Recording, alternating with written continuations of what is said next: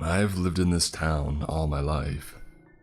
I know all the weird traditions that come with living in a place as remote as mine, but nothing explains what happens at our deer park.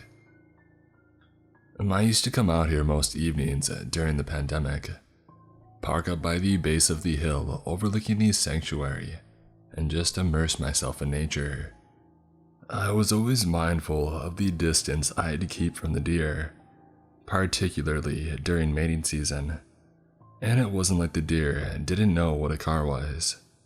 These were in their own reserve, sure, but the trail cut right through their vast fields, and they had grown accustomed to seeing cars all manner of times in the day and evening, which is what makes the situation all the more unsettling. Starting last week, a sign was put up on the entrance gate to the park. Impossible to miss as the car slowed and the tires rolled over the metal grades. With it being the late hours and very few cars on the road, I decided to stop and read it in full. A polite notice to our valued visitors entering the Oboro Nature Reserve. Our deer are exhibiting unusual behaviors, and we are politely requesting you observe the following guidelines in place as to best protect yourself and the well-being of our deer. 1. While the park is open 24 hours a day, we are recommending visitors do not stop their cars during observable grazing periods and on midsummer nights. You are welcome to drive through and observe from a distance, but please do not slow down or stop. 2. Should you be slowed or stopped at any other time and the deer be curious by your vehicle, act calmly and do not speed up. Let them inspect you and judge you as a safe passerby. If they begin snorting, that is your cue to leave. 3. There have been reports of deer standing on their hind legs and remaining idle in the fields. These rumors are a fallacy. Please do not pay any attention to them. 4. There is a black stag that holds dominion over the western herd. His antlers are sharp and his stride is impressive, but do not attempt to approach him. Please pay him the respect you would normally, and do not stare at any of the females in his harem. He will charge you. Bucks are not friendly. 5. Deer remember faces. They can recognize you from a distance and will verify your smell as you get closer, listening intently the entire time. There are many of them and only one of you. You would do well to mind that. 6. Lastly, no matter what salacious rumors have been propagating amongst the community, the deer are not congregating in the dead of night. Deer are social animals that sleep and graze together in a herd. This is normal. The deer are acting normally.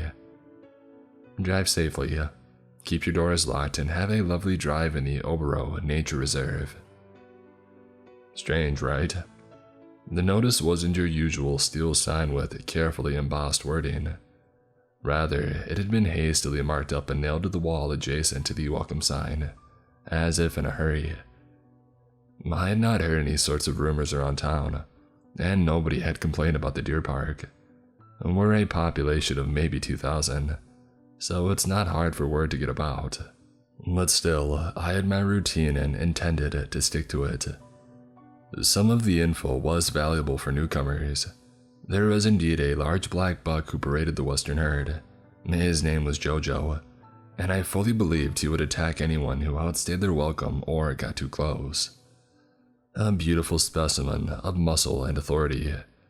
He ensured his harem never strayed too far, and seemed to be borderline obsessive about making sure they never went across to the eastern side, where the large swaths of trees sat.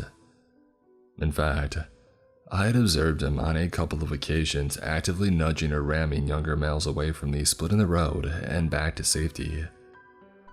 On the rare occasion that a member of the herd crossed the line, he would refuse to acknowledge them and actively keep them away from entering, as if they were banished. As I drove through the archway, I realized I had not seen many deer in the eastern section of the park, looking out my window and staring at the makeshift forest to my right, and a burning question coming to the forefront of my mind that didn't leave as I reached the hill overlooking both sides of the hill. Where are the rest of the deer? It was unnerving to sit there and try to enact my ritual of riding under the clear night when there was a strict absence of the herd where they should be. I tried to focus, but something was pulling my eyes back to looking at that same spot time and time again. Eventually, I decided that I needed to get some fresh air and take a better look, satiate my curiosity, and then, with my mind at ease, I could get back to finishing my blog. The air is humid when I step outside. No breeze and these stars are out on full display. Thank goodness for no light pollution in the countryside. I leave the engine running and I walk to the barrier that my car is parked in front of, leaning over and taking a pair of binoculars that I bring for slower days when I want to see the deer in better detail. As I direct my vision to the eastern herd, I see something darting in the tree line. It's quick, hairy, and seemed to move the second my binoculars motioned toward it. Even a deer shouldn't be that spooked, especially from this distance. My joints seize up and I dang near drop the binoculars when I hear a familiar snorting from behind me. I turn and see Jojo, standing 15 feet from me, just by the rear of my car, his eyes gleaming in my rear lights. His head is low and his antlers are thick, sharp, and aimed at me. In that moment, I don't know if he's going to charge and whether I should be fighting for my dang life, but instead, I do as I was instructed and I stay still, not making any sudden movements as he snorts again, closing the gap between us slowly. As he gets within 5 feet, he rears his head up, and I see the most baffling expression on his face for a fleeting moment. Fear. Something ripples through the eastern forest and birds begin flying away in droves. Some of the deer herd in the western area are circling something, and Jojo immediately bounds down and out of sight to control the chaos.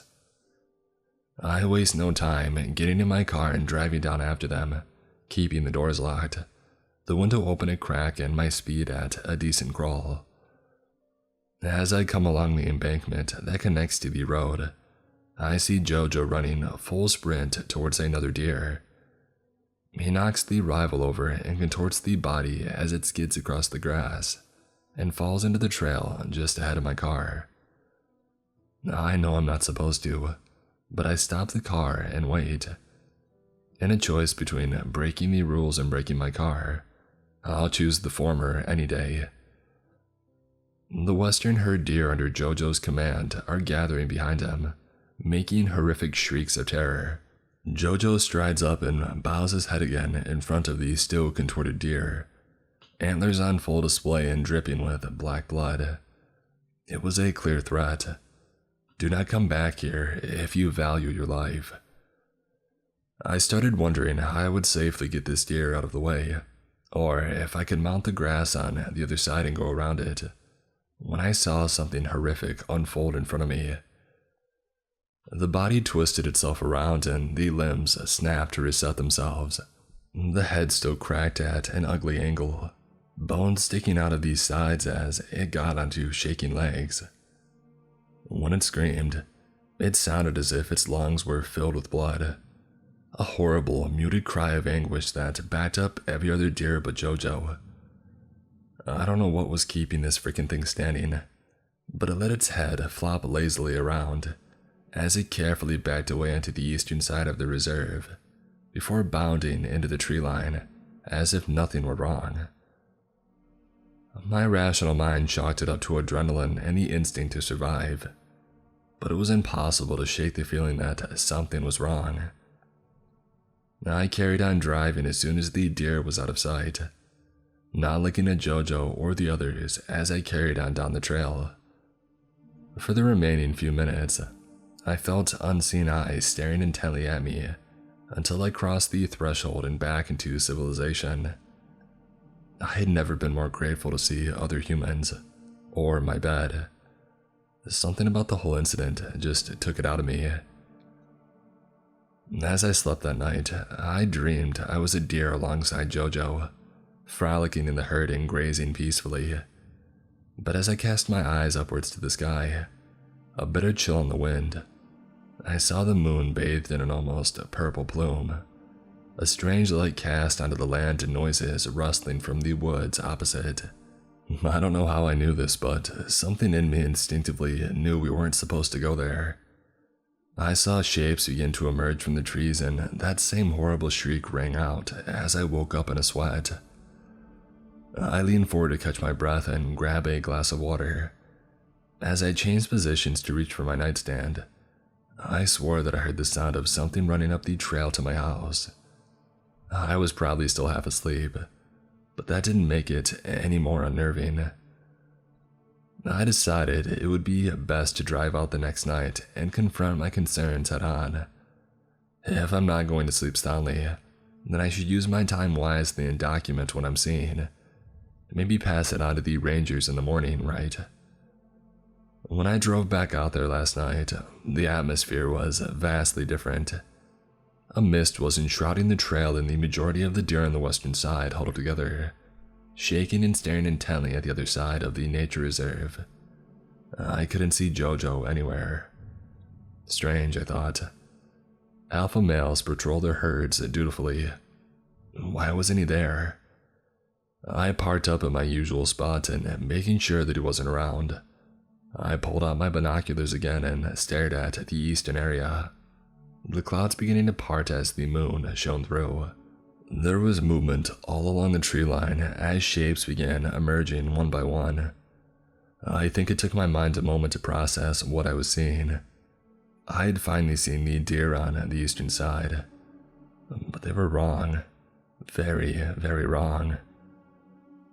Standing up on their hind legs and taking confident, awkward steps, they marched out of the trees with their heads craned to the sky, all of them emitting that horrible sound like their heads were being held underwater as they screamed. It reverberated in my ears and made my skin break out in goosebumps. There were dozens of them, maybe a couple of hundred. Some were dragging a structure out with them, others hauling a writhing shape that I couldn't quite see. They congregated in a small huddle, the center of which was obscured from my vision. I looked over to Jojo's herd and saw the fear in their eyes, so many of them shaking and their teeth bared. A primal fear we humans have largely lost in the safety of being the dominant species. But this night showed me we're not as powerful as we think we are. As the huddle broke away and began walking again towards the edge of their field, I saw what they had been huddled around. Jojo. He was still alive, but barely moving and breathing heavily, his eyes glazed over. When he began to come to, he started shrieking like a fawn. It was unnerving. They dragged him to the structure, a primitive set of steps with a hollowed-out hole in its center, coated in a thick substance on its sides, just large enough for Jojo to be thrown into. I watched these things. These not deer used their front hooves to hoist him up and into the hole, his screaming incessant the entire time. They stood around it, their necks cracked as they stared at the moon and shrieked. I looked up with them, wondering if what they sought was up there in the skies, a kind of primitive god for these creatures. I should have known better, of course. Whatever god these not deer prayed to, it didn't reside up above. No, it lurked deep below. A low groan called out in response. It possessed the same blood-filled lungs these monstrosities had, and Jojo's deer huddled closer together at its roar. Jojo had stopped moving, his crying completely gone as the not deer too fell silent and formed a circle around their altar, snorting in unison. It grew to a fever pitch before something began dragging Jojo from beneath, ripping at his limbs and pulling into a horrific squelch indicated the top had separated from the bottom. The whole spurted out red in chunks of deer as the not deer celebrated, danced in the rain and feasted on the pieces. One final roar rang out from the unseen creature. It shook the ground, and I felt my balance waver for just a moment, steadying myself on the car. I know I should have booked it out of there, but I was desperate to understand what I was seeing, rationalizing that perhaps this was a bizarre art piece. Maybe a protest from an animal rights group, or even a bunch of edgy teenagers. But that rational voice in my head grew very, very quiet when I grabbed my binoculars to look again. Every single one of them was staring up at me, emotionless, black eyes fixated on my position. I didn't wait any longer. I drove out of there at a breakneck pace, not looking at either side of the park on my exit, and dang near coming off the road with the lack of traction. As I got to the archway, my tires smashing against the grate, I had inadvertently attracted the forest ranger on duty. He pulled me over and walked up to my window, a friendly smile on his face. "You know there's a speed limit there for a reason, right, son?" Yeah, I'm sorry, I got a little spooked is all." I smiled back, nerves completely shot. He raised an eyebrow. "You didn't break one of our rules now, did ya?" "No, I kept to them, it's just, well, Jojo got attacked by the eastern deer and I don't think he's doing well. It was just a shock to take in. I figured telling a half-truth would be best.